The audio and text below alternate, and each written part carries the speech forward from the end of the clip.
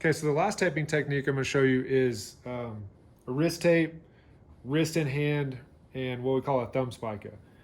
It's essentially 3 different tape techniques, but they kind of build off of each other. So I'll kind of do them all together for you so you can see them. So have your athletes stand, lock their elbow in because you're going to be pulling on their hand with the tape if you're getting it tight enough. So they got to be kind of stable.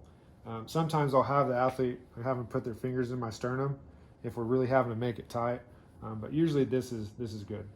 I like their thumb pointing up and have them spread their fingers out. Just like in the foot, you don't want to restrict the bones in here from moving, so you want them to kind of resist against that as you're taping. So lock it in place, get you a little pre-wrap. So the first, or kind of the least supportive technique is just going to be around the wrist. Some athletes like to go a little bit higher. I have some baseball players basically tape their whole arm. It's kind of whatever's comfortable, whatever the athlete likes. If you have the budget to supply that much tape. So kind of the first one would just be just wrapping their wrist with tape. I'm not going to do it so I can kind of build on this. But this one, just wrap their wrist with tape. They're going to get a little bit of support from that. So the next level up would be wrist and hand. So from here, go around the wrist, go around the hand, spread them. Around the wrist, around the hand.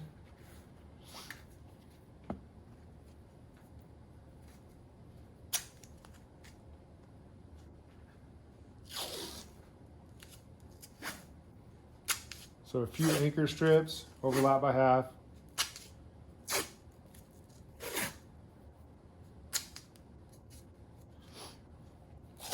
And then we're going to change the angle because we're going to try and come through the hand here. So we got to change the angle a little bit. Stick it down, come under their wrist, right through the palm, right here. It can be pretty uncomfortable. The tape can kind of dig into that thumb space. So we like to kind of fold it over and it takes some of the tension off of it. Be careful with the amount of tension you're putting on the tape right here. You want it to be a little bit loose, or not loose, but just not super tight. So once you get to this point, then you can kind of put some more tension on it. Right back through the hand, folding it over, make it more comfortable. So 2 or 3 times right there, and that's the wrist and hand combo, I guess.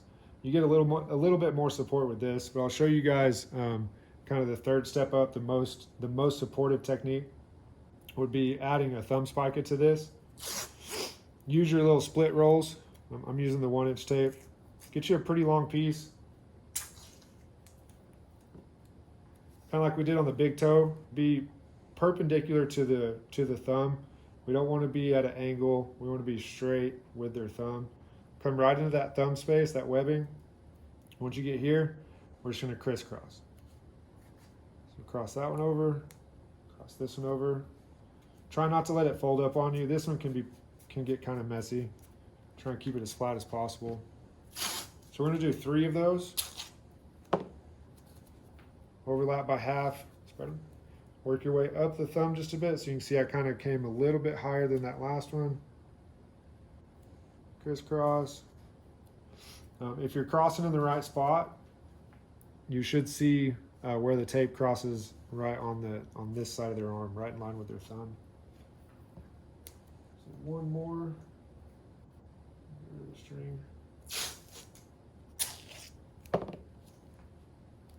Where is it? So from here, now we have support from the thumb being bent down this way. Now we're going to support the thumb going the other way. This one's really useful. Offensive linemen use these a lot because they use their hands so much in football. It's pretty common for them to get their thumb caught in a jersey, or when they're tackling, get their thumb bent back. I've used this technique with volleyball players when they're at the net blocking. So they got both hands up and that ball gets hit and it can bend their thumb back. This will help support that. So we did 2 or 3 strips just over the top. So you can see we're just coming back to the anchor strip on the bottom. Squeeze it down. Then we're just going to close it up around the wrist, around the hand. Make sure to fold that over. This one, and then back around the wrist. So that's it. This one kind of feels like a cast. It seems like a lot, but again, football players, they really like this technique because it saves their thumbs. Okay.